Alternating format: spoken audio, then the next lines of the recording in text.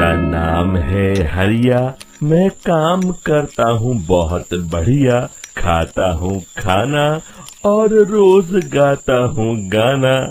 अरे यार, आज तो बहुत देर हो गई। इस खतरनाक जंगल को देखकर तो मेरे हाथ पैर ठंडे हो गए हैं। अगर मैं वक्त पर गांव नहीं पहुंचा तो मालिक बहुत नाराज हो जाएंगे। तभी हरिया को एक आवाज सुनाई देती है। सुनिए हरु जी।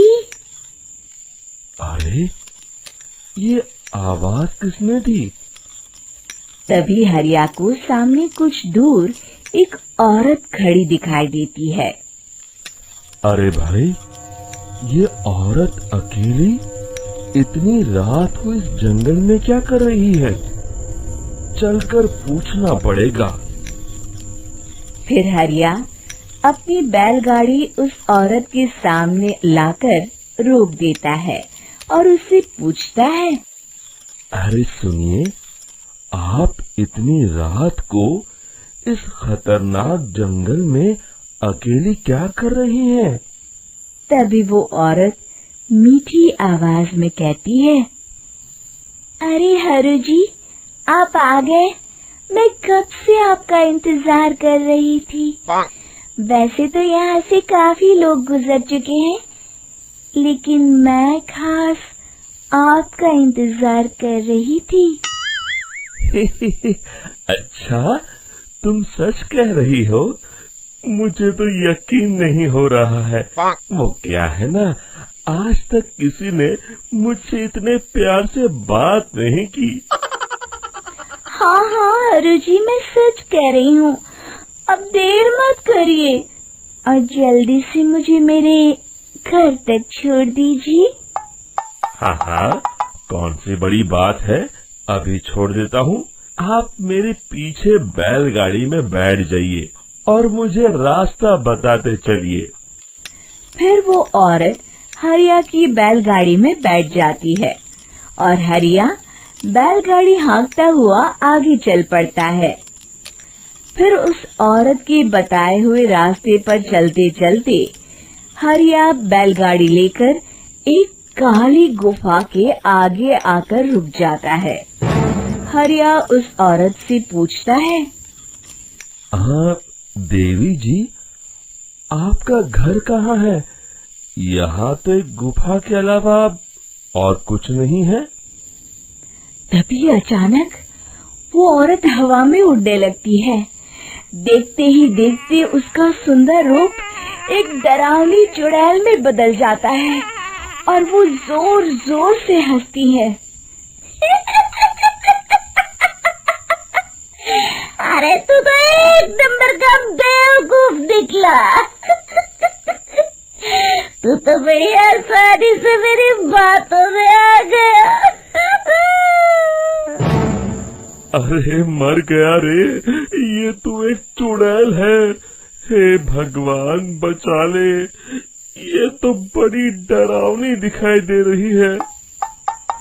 और फिर अगले ही पल हरिया की बैलगाड़ी में रखा सारा सामान हवा में उड़ता हुआ उस काली गुफा के अंदर चला जाता है और वो चुड़ैल भी उस गुफा के अंदर जाकर कहीं गायब हो जाती है। हरिया ये नजारा देख बुरी तरह घबरा और परेशान हो जाता है। अरे, ये चुड़ैल तो मेरा सारा सामान लेकर गुफा में गायब हो गई। अब क्या होगा? अगर मैं गांव खाली हाथ गया तो मालिक मेरी अच्छी खबर लेंगे। मेरी इस बात का कोई यकीन भी नहीं करेगा। फिर आखिर वही हुआ। हरिया के मालिक चंपक सेठ को हरिया की किसी भी बात पर रत्ती भर भी यकीन नहीं हुआ। चंपक सेठ को लगा हरिया झूठ बोल रहा है और उसने ही लालच में आकर सारा सामान हड़प कर लिया है। फिर हरिया को बेईमान समझकर चंपक सेठ उसे काम से निकाल देता है। अगले दिन अपनी दुकान में परेशान बैठा चंपक सेठ गुस्से में बड़बड़ाता है। अरे, दुकान में तो सामान बिल्कुल भी नहीं है। अब मुझे ही शहर जाकर सामान लाना होगा। फिर वो अपनी बैलगाड़ी लेकर शहर चला जाता है। शहर से सामान लेकर जब चंपक सेठ वापस गांव लौट रहा होता है, तभी उसे एक आवाज सुनाई देती है। चंपक जी, ओ चंपक जी। अरे, ये तो कोई मेरा नाम लेकर मुझे पुकार रहा है। फिर उस रास्ते में वही औरत खड़ी दिखाई देती है। फिर क्या था, हरिया की तरह चंपक सेठ भी उस औरत के पास अपनी बैलगाड़ी लेकर जाता है और वो भी उसकी चिकनी चुपड़ी बातों के मुंह जाल में फंस जाता है। फिर चुड़ैल उसे भी अपनी गुफा तक ले जाती है और उसका सारा सामान लेकर गुफा में गायब हो जाती है। बेचारा चंपक सेठ लाचार होकर खाली हाथ गांव लौट आता है। फिर ये उस जंगल में रोज की बात हो जाती है। जो कोई भी शहर से कुछ लेकर गांव की तरफ लौटता, वो चुड़ैल उसे बेवकूफ बनाकर उसका सारा सामान लेकर गुफा में गायब हो जाती। एक दिन हरिया एक लकड़हारे को उसी जंगल की तरफ जाते हुए देखता है।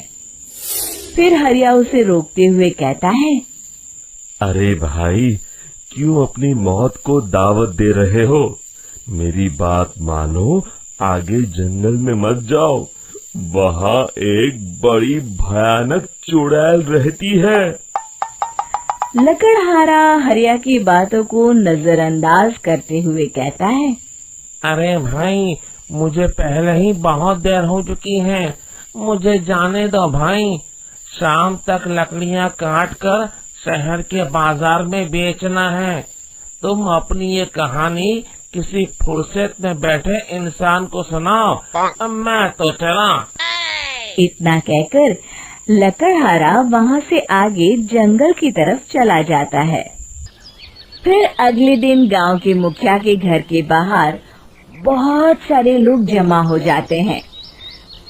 तभी हाथ में कुल्हाड़ी लिए खड़ा लकड़हारा कहता है, अरे मुखिया जी, अब आप ही हमें बचाइए उस जंगल वाली चुड़ैल से।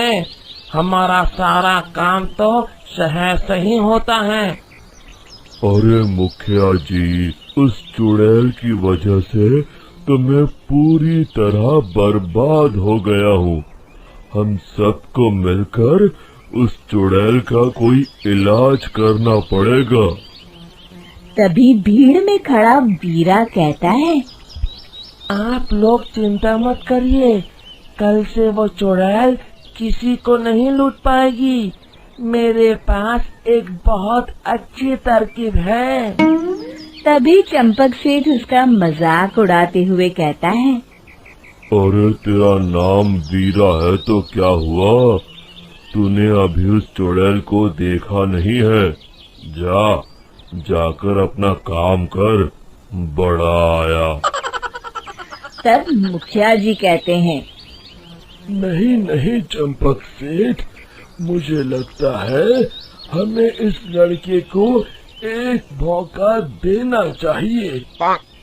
फिर सभी गांव वाले मुखिया जी की बातों से सहमत हो जाते हैं और वीरा शाम को एक बैलगाड़ी में कुछ सामान लादकर उस जंगल की ओर चल देता है। वीरा, ओ वीरा, कहाँ जा रहा है? तभी वीरा मुड़ के देखता है, वही चुड़ैल एक औरत के रूप में खड़ी है। अरे बहन जी, मैं आपको ही ढूंढ रहा था।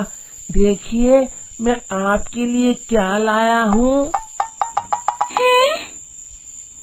अरे वाह, तू खुद मेरे लिए इतना सामान लाया है।